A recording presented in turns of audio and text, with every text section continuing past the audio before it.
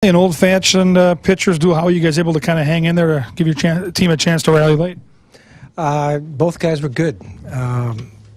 You know, Hosey came out really strong, gave up the back-to-back doubles when they scored the first one.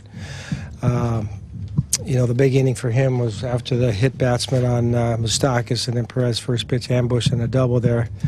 And to get a strikeout, Esky making a nice play, and then getting off the field. It was, you know, keeping it at one was really, I thought, important to where the game was headed.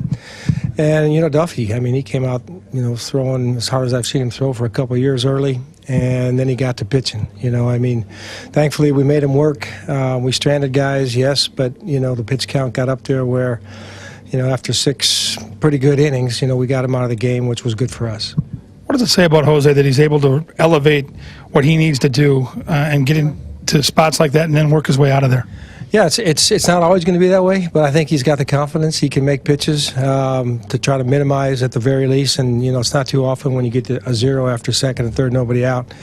But you make pitches, you don't get rattled. You know, if you give up, someone hits a ground ball in the right spot and they plate one and you can hold it down, that's all good too. I think he's got that feel about just pace the game, what he's doing, continue to execute, and, you know, it's just part of that progression we keep talking about with him. We talked a lot about Rosario before the game about the all-star situation. Escobar also, defense, offense, once again on display here. He could be an all-star. Yeah, there's no doubt about it. 50-plus extra base hits, that's what jumps out, as well as where he's at with his doubles category. But, you know, making a play, he did, got a couple of hits. Tough matchup with him and Duffy, you know. Elevated fastballs from the right side for Esco is not his favorite thing.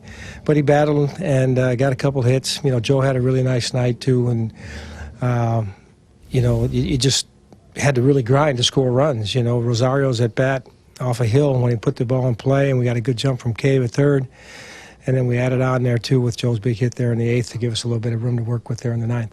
What did you think about Rosario's at bat, falling behind 0-2, foul and everything? It was nasty. I mean, you know, it's not super high in terms of actual sheer velocity, but the angle and the way it comes out, it's kind of an upshoot fastball. It just, you can tell it gets on guys, and you know, he fouled some tough ones off, and made a smart play on the little chopper in front of the plate where he realized he was in the box and let it hit him before he took another step, and then, you know, he put it in play, and, you know, we got a guy in the scoring position as well as plating a run. So just those kind of guys are tough. You know, putting in play sometimes is the best you can do, and you get rewarded. What's the level of a manager's concern giving up the DH?